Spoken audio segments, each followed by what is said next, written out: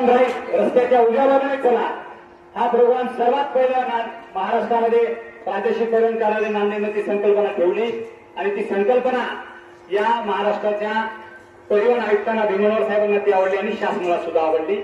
आमची मागणी आहे की इथून वाहन कायद्यामध्ये बदल होऊन इथून पुढे त्या कायद्यामध्ये असा बदल व्हावा की रस्त्याच्या डाव्या बाजूने न चलता उजव्या बाजूने चालण्याचं विधेयक कायदा या देशामध्ये पारित व्हावा अशी आमची मागणी आमची कार्यालयाची आणि नांदेडच्या वतीने. दुसरी गोष्ट 2024 मध्ये आम्ही केली.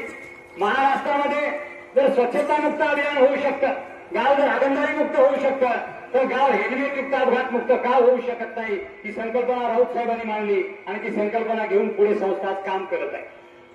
हे गाव आहे, त्या गावामध्ये जर सगळे लोक हेल्मेट वापरू शकत नाहीत काय?